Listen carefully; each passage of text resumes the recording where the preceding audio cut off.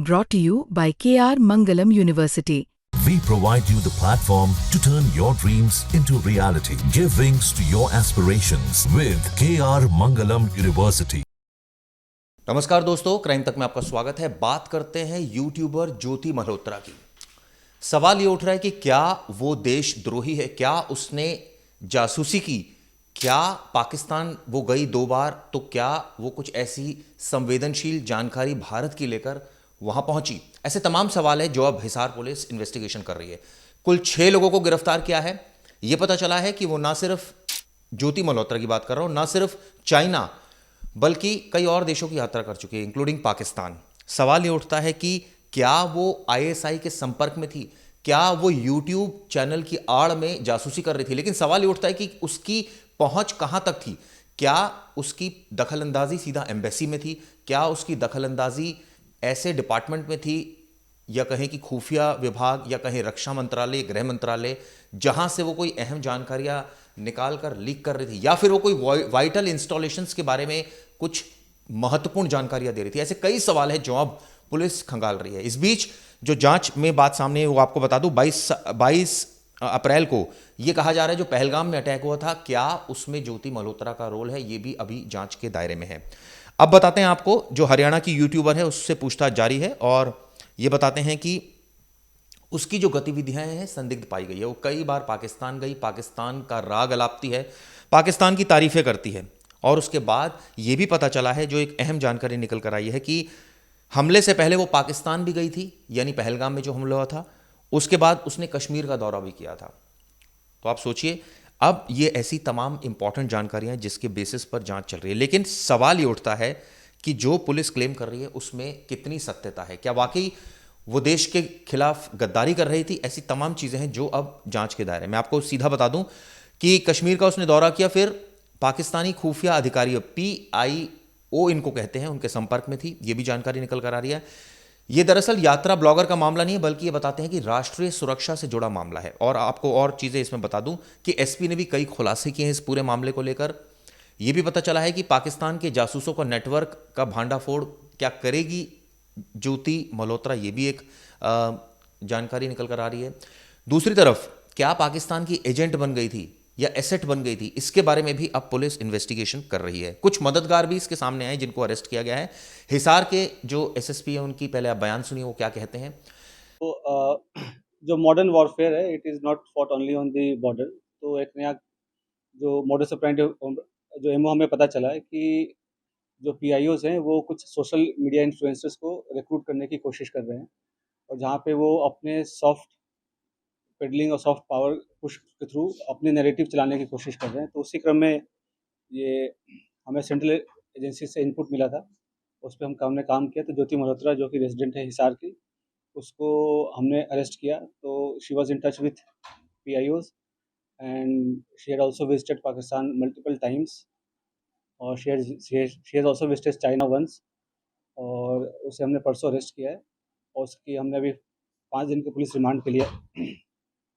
तो उसमें जैसे उसकी पूछताछ चल रही है, जो इन्वेस्टिगेशन है वो चल रहा है अभी, और जो उसके फाइनेंशियल ट्रांजैक्शंस है उसको हम एनालाइज कर रहे हैं। जो भी उनके ट्रैवल डिटेल्स हैं, कहाँ कहाँ गए हैं, किस किस से मिले हैं, वो सब एनालाइज कर रहे हैं। We are in touch with central agencies, और उनके कोऑर्डिनेशन के साथ हम इसको काफ़ी गंभीरता से इसकी हम अनुसंधान कर रहे हैं। सर, जब पहलगाम में हमला हुआ टूरिस्टों के ऊपर सर, उस दौरान ज्योति मल्होत्रा की मूवमेंट कहाँ पे थी, और जब ऑपरेशन सिंदूर को भारत की एजेंसी अंजाम दे रही थी उस दौरान उसकी मूवमेंट दानिश के साथ किस तरह की थी? During the conflict she was in touch with the PIOs।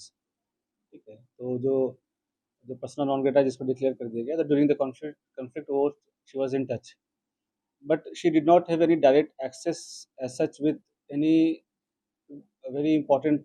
Direct access नहीं था उसके पास किसी मिलिट्री या डिफेंस के इन्फॉर्मेशन को लेके, जो हम इस स्टेज पे कहें कि उसने उसको दिया है। But definitely she was in touch with the PIOs, और यहाँ के जो कुछ और भी जो अभी उसके हमने लैपटॉप और मोबाइल जो है वो हम उसको अभी सीज करने की कोशिश कर रहे हैं कहाँ पे है। वंस वी सीज इट और उसका हम फोरेंसिक एनालिसिस करेंगे, तो उससे भी काफ़ी सारी चीज़ें क्लियर होंगी कि क्या क्या इन्फॉर्मेशन उन्होंने एक्सचेंज की है। सर, इसके बैंक बैंक डिटेल वगैरह की सर, मनी ट्रेल जो है बिल्कुल, तो हमारे साइबर एंड जो फाइनेंशियल एक्सपर्ट्स हैं, जो भी इन्वेस्टिगेशन के ऑल ऑफ मल्टीपल टीम्स लगे हुए हैं, वी आर एनालाइजिंग एवरीथिंग, जो भी उनके फाइनेंशियल ट्रांजैक्शंस हैं, ट्रैवल डिटेल्स हैं, और क्योंकि जो उसके ट्रैवल डिटेल्स है दैट डिफाइज उसके जो नॉन सोर्स ऑफ इनकम है उससे ज़्यादा है, तो वो कहाँ से उसके फंडिंग हो रही है नहीं। She was basically a travel blogger, जो फ्रंट में जो है वो ट्रैवल ब्लॉगिंग कर रही थी, घूमती थी, और वो अ, होता क्या है जैसे यंग लोग हैं उनको पता नहीं होता कि क्या सही है क्या गलत है, तो शेयर्स, व्यूज़ और लाइक्स और उसके फॉलोअर्स के चक्कर में they follow into such trap, और उनको ये नहीं पता होता कि उसके नेशनल इंटरनेशनल क्या रेमिफिकेशन है।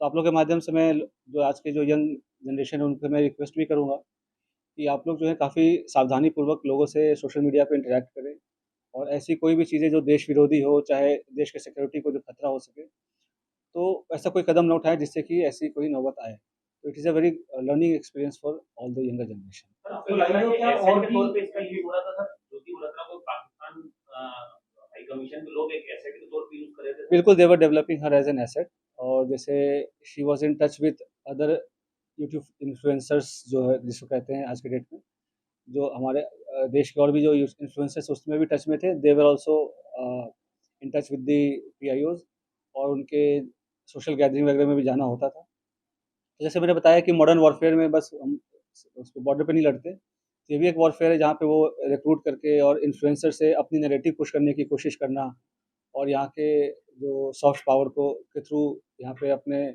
इमेज को सो कॉल्ड डिस्टॉर्ट करना, ये सब सारी चीज़ें कोशिश चल रही थी। अभी तक दबाव में किया बिलीव कर रहे हैं और कितने समय से जो है हमारी नजर। अभी जैसे मैं अभी दबाव का तो ऐसा कोई, ये सब इन्वेस्टिगेशन का विषय है, अभी तक तो दबाव वाली ऐसी कोई बात नहीं आई। जैसे मैंने बोला कि ट्रैवल ब्लॉगर थी, और जो पूछताछ में जैसे कि चंद व्यूअर्स और लाइक्स और शेयर्स के चक्कर में ट्रैप में आ गए, उसके बाद उसे जैसे शी विजिटेड पाकिस्तान, तो वो भी काइंड ऑफ स्पॉन्सर्ड ट्रिप ही था। तो ये सब उसे लगता है कि ईज़ी एक्सेस टू मनी, इस सब के कारण विज़िट्स करना। उसमें आप देखेंगे सोशल मीडिया पे वीडियोज़ वगैरह भी है जहाँ पे शी इज़ रिक्वेस्टिंग कि मुझे चाइना जाना है, वीज़ा हमें दे दो, इस टाइप की चीज़ें।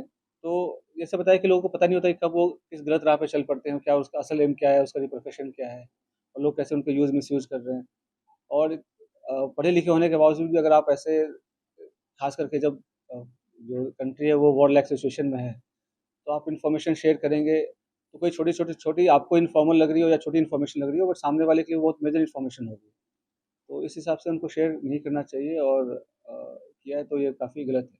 आपने देखा क्या पुलिस का कहना है। अब इसको आपको बताता हूं कि उसकी यात्राओं को खंगाल रही है। कब से उसने यूट्यूब चैनल स्टैब्लिश किया, उसकी आड़ में उसके पूरे CDR records, call records check किए जा रहे हैं, उसकी जो ट्रैवल हिस्ट्री है उसको चेक की जा रही है, उसकी और जो तमाम डॉक्यूमेंट्स हैं उसको चेक किए जा रहे हैं कि आखिर वो क्या सिर्फ इन्फ्लुएंसर थी या फिर जासूस थी उसकी आड़ में।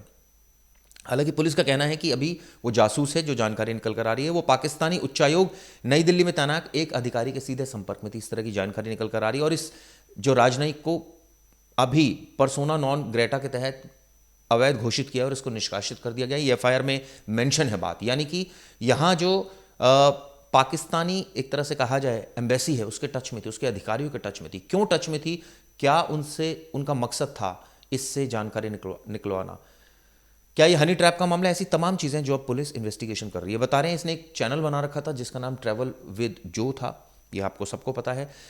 अब ये जानकारी निकालने की कोशिश कर रहे हैं कि क्या वाकई ये कोई नैरेटिव वॉरफेयर का मामला है या फिर कुछ और। ये बता रहे हैं कि इसके खिलाफ गोपनीय अधिनियम के तहत मामला दर्ज किया गया है, 5 दिन के रिमांड पर है।